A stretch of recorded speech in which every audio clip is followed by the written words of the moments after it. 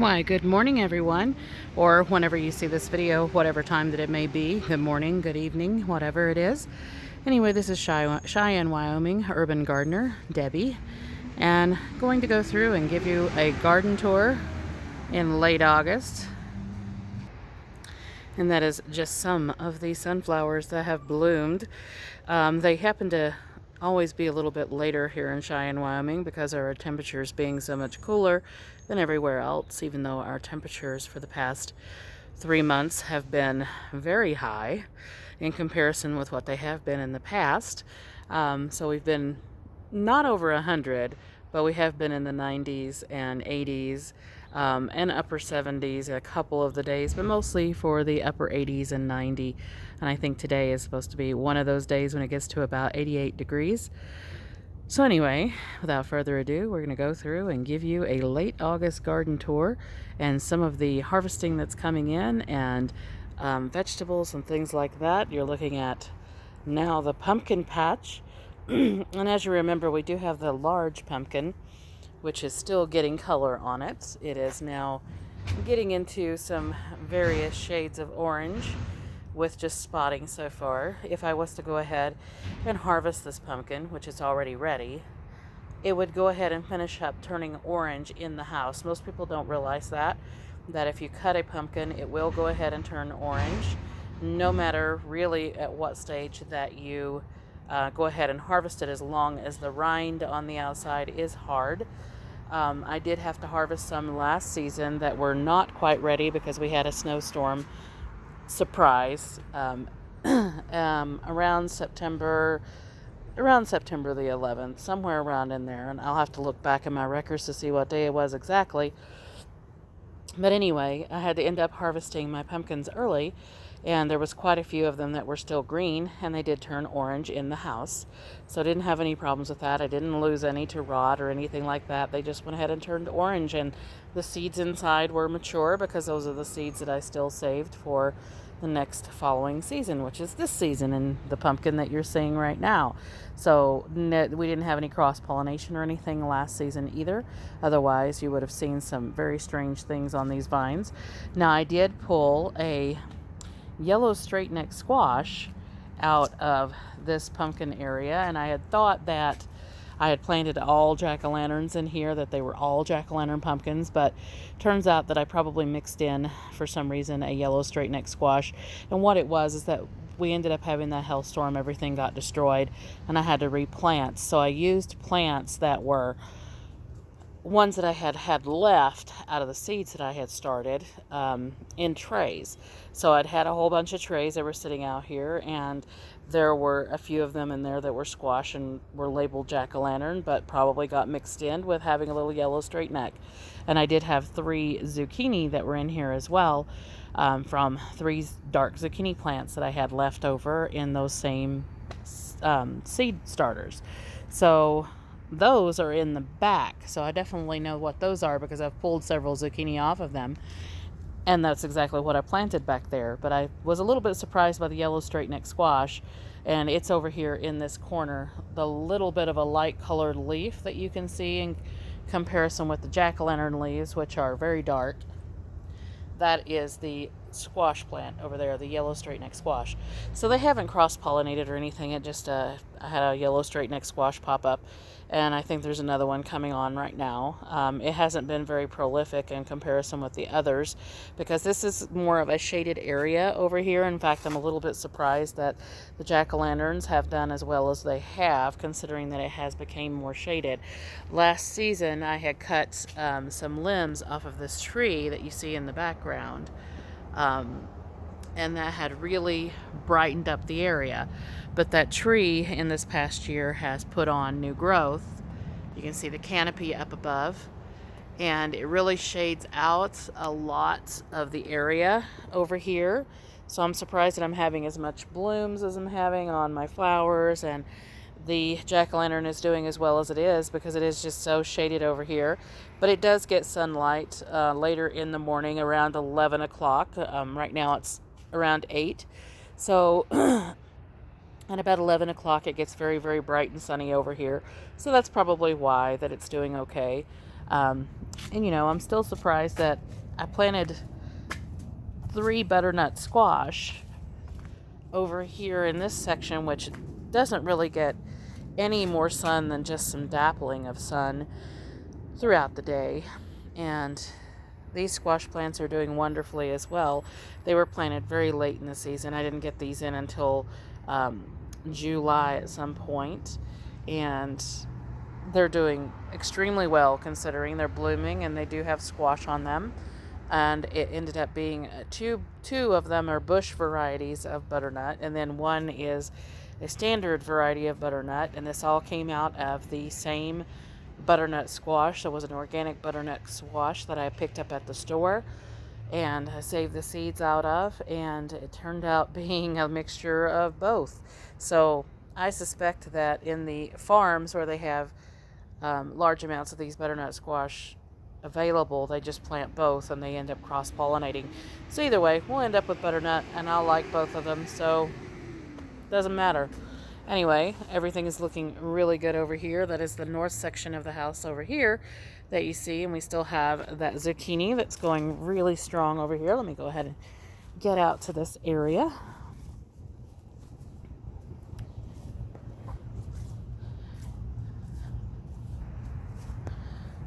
And there you can see those. And I've already pulled another zucchini off of this one, and so it doesn't have any right now, but it is still blooming and everything, so I'm suspecting we'll probably get another 1 or 2 before weather really gets cold. And like I said, this was supposed to be a jack-o'-lantern in some of my past videos. Ended up being a zucchini, and I got these from Baker Creek Seeds, so it looks like they got mixed up with them, because there's 2 plants here actually, and this other one is a jack-o'-lantern, and it's working out just fine. And then of course I have one other one over here. This one hasn't really produced anything yet because it is just really shaded out in comparison with this one. As you can see, the much bigger leaves, much bigger plants. And then of course we have our strawberries over here, which we have the mesh over them to keep the squirrels out, and I have had a lot of issues with squirrels stealing strawberries this year. And you can see some of the strawberries turning red down in there. We have strawberries everywhere and also blooms. So this is going to be a fall crop of strawberries. The plants are very vigorous now. I did get in here and weed a little bit earlier, so that's why you see some of the dirt on the leaves. So we had some dandelions and things, and this is a converted kiddie pool over into a strawberry container. Then it works out wonderfully. And then we have, of course, the cage that my daughter had put together to keep them protected. It works very well. We did get a couple of birds that were trapped in here one time. They managed to squeeze in wherever they could, and we had to come out here and free those. Happened about a week ago.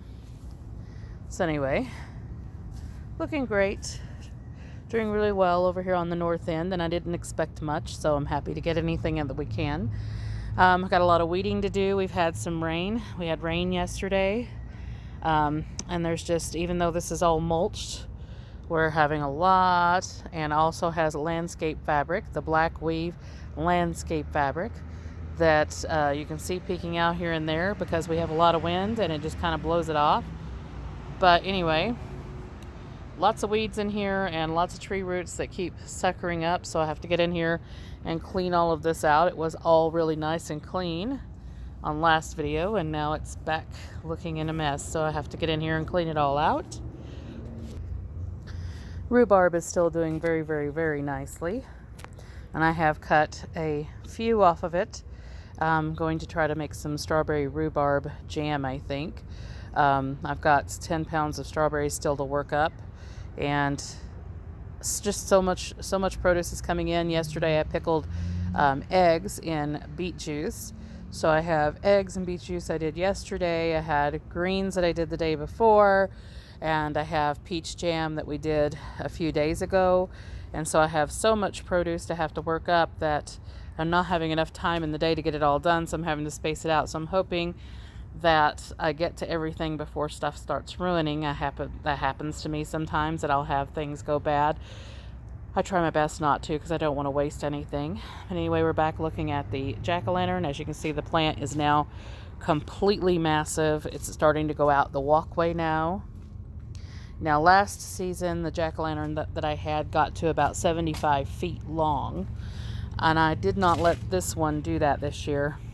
I just kept wrapping it back on itself. So if I wanted to unwrap it and everything, it would probably be quite a bit long, probably 25 feet or so. But anyway, I'm just keeping it, trying to keep it contained as much as I can so postmen and stuff like that can get through here. But looking absolutely beautiful. All of my flowers still looking great. They're getting a little scraggly because we are getting at the end of season. And that is the lemon balm. And I have already cut this back twice and dried the leaves, and I'm going to have to do that again. The rutabaga just is getting massive. I came in here and thinned some more out because it is just, the leaves are getting so big, they're kind of shading the roots out and stuff like that. So I just want to keep them getting nice big bulbs on them. So I came in and thinned them out a little bit more, which is a little hard to do now since they have some rather large roots on them. And the beets are doing wonderfully. I did harvest some beets, so I have a whole container of beets inside. The younger ones are now coming on and starting to make beets themselves, and these are still the older ones, but some of the ones that were not quite ready yet, but they're just about ready now to start getting those. I want to pickle some beets. I love pickled beets. This is the second run of carrots, and they have really put on some massive growth.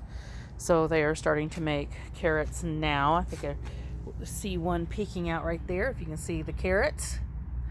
So starting to make some really nice carrots down in there. Cabbages are really heading up now. They've got softball sized cabbages in there on a few of them. A couple of them are still straggling behind, and that's because they're getting shaded and stuff like that. I did pull some radishes. I've still got radishes forming down in there. You can see the radishes all in that section. Of course, I had some that went ahead and just bolted instead of making heads, so I got to get in there and pull those out. And then I still have some French breakfast radishes over there that are still coming on. And just so much growth in here everywhere. It's just kind of crazy. And my sunflowers are blooming all over. And I have a red Chianti sunflower that is bloomed that I'll be showing you in just a moment. And you can see my fennel right over there. It is just about ready to harvest. As you can see there, loads and loads of fennel. Looking forward to that. My mint, all doing fantastic. I had harvested quite a bit on this one, and you can see that it is coming back out. You can see all the little ones down in there. And all of my other mint doing fantastic. This is the chocolate mint, peppermint, lemon mint, sweet mint, and regular mint. And this one is actually shooting runners out everywhere. Looking beautiful. And I picked myself up some mums, just a white one and an autumn colored one and a purple one, all pretty. And I'm going to be harvesting some parsley seeds. I've got some parsley seeds that are drying over here. But everything is just looking amazing.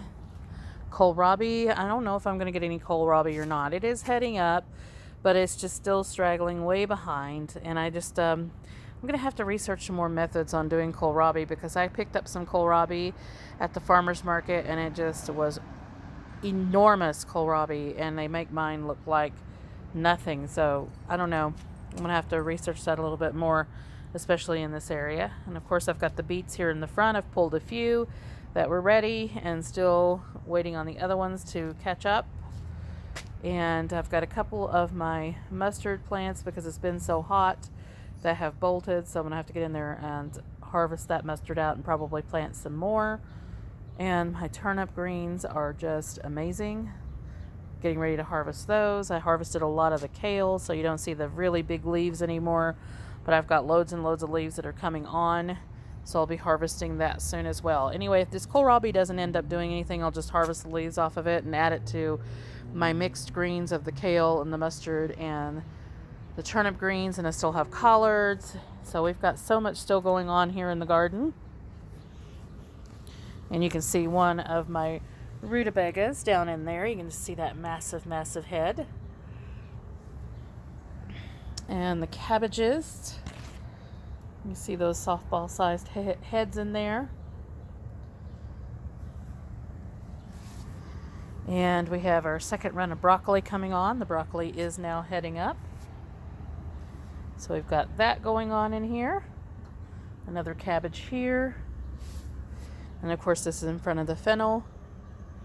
And we have cocozelle squash and acorn squash over here. And I ended up with a cucumber somehow mixed up in them. I'm not sure if it got maybe seeded by a bird or something like that, but I ended up checking. And I have a cucumber plant right here, that you can see, kind of growing up into the fennel. But it does have cucumbers on it, so look forward to that. There's a nice big cocozelle squash in there. So, and another one over in this section. You can see it peeking out right over there. So I've got loads and loads of squash going on right now. Trying to figure out how I'm going to process that. You can see one of my white acorn squashes in there. So definitely white. Anyway, going to have to go into a part 2 of this. As you know, my phone cuts off after a bit. So we'll see you in the part 2.